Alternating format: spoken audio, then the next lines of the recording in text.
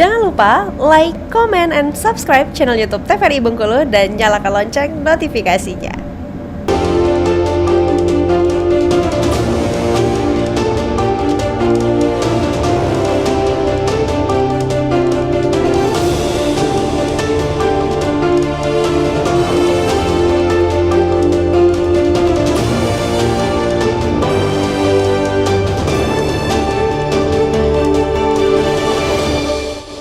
Ya, generasi muda berbudaya, tema bernuansa TVRI Bengkulu hari ini, dan kita masih bersama dengan kedua narasumber kita, Bang Rian dan juga Bang Duke. Nah, jadi Bang Duke, kita lanjutkan Bang pembahasan di segmen sebelumnya bahwa nilai histori ini menjadi salah satu nilai yang sebenarnya menambah mahal sebuah karya gitu. Semakin masterpiece kalau nilai historinya lebih dalam gitu kan Bang. Nah, ini seperti apa situasinya anak muda sekarang ini melihat sisi historinya? Masih nggak nih Bang dilihat sebagai suatu hal yang berharga?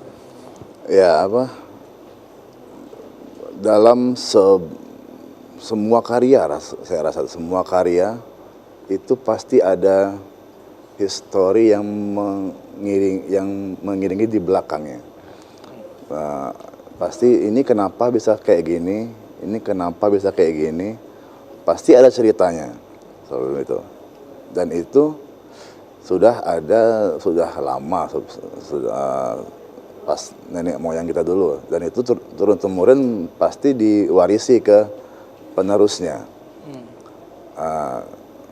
Mungkin untuk sama generasi muda zaman sekarang itu mereka agak kurang mau membaca hal-hal itu. Gak mau tahu gitu ya, masa bodoh. Gak mau tahu dia masa bodoh. Yang penting dia hanya melihat, oh ini bagus nih, ini kurang bagus ah. Padahal yang bagus itu belum tentu ceritanya itu menarik atau ceritanya itu gimana. Dan yang kurang bagus nih biasanya ceritanya tuh lebih menarik itu sebenarnya. Tapi yang anak muda sekarang ini nggak mau tahu tentang cerita lah pokoknya. Mereka mau tahu tentang hasil cerita, hasilnya ini, hasilnya itu, oh ini aja lah. Jadi pas ditanya, emang ini tentang apa? Oh, tidak tahu, nengok di YouTube. Enak banget dengarnya sih. Enaknya dengarnya sih. Padahal dia kan harusnya mereka juga harus tahu sebagai generasi muda, mereka juga harus tahu apa cerita atau histori yang di belakang kebudayaan itu sendiri dan tradisi itu sendiri. Mereka harus tahu itu supaya nanti kalau ditanya. Biasanya kalau orang-orang luar tuh selalu bertanya detail, Bang. Sangat detail. Dia bertanya, saya contohnya gendang bebano, gendang bebano. Ini kenapa seperti ini? Ini apa namanya gendang bebano? Kenapa dia bulat seperti ini? Kenapa dia ini? Apa ceritanya kok bisa jadi kayak gini? Orang luar lebih kritis daripada orang kita. Dan itu kalau anak muda nggak tahu apa historinya, habislah mereka. Dan mereka pasti ya dianggap remeh sama orang-orang luar sana, karena mereka dicap tidak tahu apa-apa soal kebudayaan mereka. Ini faktor yang mempengaruhi apa nih Bang? Apakah karena habits atau kebiasaan sekarang itu kan nonton sosial media 2-3 detik kan langsung skor lagi kalau sekarang itu. Sekarang ini. Atau karena apa kalau Bang Duke lihat? Mungkin sosial media itu mungkin mempengaruhi itu Bang. Karena kita biasa scroll. Itu ketika melihat yang agak panjang, orang ini kan suka melihat tuh yang pendek-pendek tuh, 15 detik. Oke, menarik nih. Oke. Habis itu udah kelamaan lebih aja sedetik atau 2 detik scroll. Nanti lagi ya Bang. Nanti lagi. Siapa tahu setelah 15 detik tuh ada poin pentingnya tuh dari cerita 15 detik ini, ada poin penting di detik berikutnya. Nah, mereka karena sudah scroll nggak lihat tuh yang poin penting setelah itu tuh. Makanya untuk pesan sedikit tuh jangan terlalu menjudge terlalu cepat, itu intinya. Apalagi dari detik-detik awal teman ya. Gara kurang ini detik awalnya udah bosan. Dilihat dulu sampai habis. Siapa tahu itu berguna buat kita. Itu ada fungsinya buat kita dan untuk masyarakat.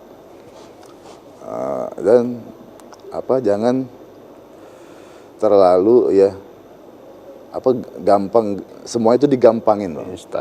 Jangan instan, jangan semua itu gampang lah itu, nanti aja lah. Nanti aja lah. Nanti lupa tuh pasti. Nanti lupa pasti itu. Jadi selagi kita ingat, oh ini tentang ini. Oh kita pelajari dulu. Pelajari dulu dalam-dalam. Udah kalau udah penuh di otak ini udah cukup. Besok lagi. Besok ulang lagi. Sampai kita ketemu apa history yang sebenarnya, gimana dia sampai kayak gini dan sampai dia jadi seperti ini. Kayak gitu. Jadi kita melihat secara keseluruhan aja bisa jadi salah tafsir tetap ya Bang, apalagi cuman sekian detik kita melihat. Itu menjadi sebuah kebiasaan yang berdampak sangat buruk dalam perkembangan kesenian dan juga seni musik. Dan ke Bang Rian. Nah, jadi karena kebiasaan ini Bang, habits khususnya anak muda sekarang dengan perkembangan sosial media, perkembangan teknologi yang ada saat ini, dengan singkat-singkat melihat ini Bang, ini semakin mempersulit nggak Bang untuk kita memperkenalkan dunia kesenian, khususnya seni musik tradisi ini Bang? Musik tradisi hari ini kalau kitanya ya sebenarnya nggak sulit, cuman untuk mengajak menyukainya itu yang sulit. Karena kita promosi ya, kan tinggal tampil muncul kan, gitu kan. Tapi karena ekosistemnya minim di Bengkulu tentang mungkin workshopnya atau festivalnya yang mengacu untuk di mana sih karya kami mau ditampilkan. Nah jadi itu yang membuat makin lama makin down. Tapi sebagian teman-teman banyak juga yang bertahan dengan independennya gitu kan. Saya harus berkarya karena ini mempertahankan kebudayaan saya. Itu pun masih ada, tapi nggak lebih dari setengah gitu. Dengan situasi yang ada. Iya, dengan situasi yang ada. Oke, pertanyaannya Bang, para komposer musiknya yang menyesuaikan dengan habits anak-anak sekarang, atau para komposer tetap dengan idealismenya bahwa para penonton yang harus menyesuaikan dengan yang kami buat gitu, atau seperti apa? Gini, kita pun harus ada mapping juga ya terhadap audiens gitu kan. Contoh gini, saya ada grup namanya World Music gitu kan, pendekatannya gitu, Duke folklore, lebih ke musik rakyat. Jadi kan idealisnya berbeda itu. Musik rakyat yang memang happy, enak gitu kan, yang memang tidak ada, mungkin terutama minim profesi tentang berbicara prosesi sama ritual. Yang saya mungkin lebih ke historis prosesi ritual. Nah, jadi kita ada ruang masing-masing. Nah, ruang ini untuk menujunya ke sana kan kita harus tahu nih gimana nih atmosfer audiens kita gitu. Jadi biar nanti ketika kita muncul mereka tahu oh ini nih arahnya ini ya, ini. Nah, karena minim ekosistem tadi. Contoh gini, minimnya saya maksud. Saya pun kemarin ini ada teman nih jalan di jalur rempah kan. Jalur rempah itu kan berbicaranya se Indonesia. Udah dari tahun 2016-17 kalau nggak salah. Masuk Bengkulu baru kemarin. Kan bingung jadinya. Ekosistemnya yang kurang kan. Ya kok teman-teman jalur rempah dari pusat kok baru sekarang datangnya. Ya kan udah 2024 loh. Ya saya mengkritisi itu juga karena gini, apa yang mereka bicarakan di seminar itu saya pun melihat di Google sama gitu kan jadinya. Dan materi-materinya pun ya sama. Malah kita teman-teman komposer muda di Provinsi Bengkulu lebih giat saya lihat. Memang nggak banyak ya, tapi mereka giat untuk mengeksplor tradisi mereka masing-masing. Dan itu nggak terpetakan malahan gitu kan. Kita yang tahu teman-teman tuh. Jadi kita pun saling berjejaring untuk membagi pemikiran ini. Oke, jadi mau tidak mau, suka tidak suka, akhirnya harus menyesuaikan juga dengan perkembangan yang ada. Dan juga ekosistem yang sudah ada di Bengkulu gitu. Oke, semakin menarik pembahasan kita harus potong lagi untuk jeda pariwara berikut ini. Pemirsa, jangan kemana-mana, tetap di Brendo TVRI Bengkulu.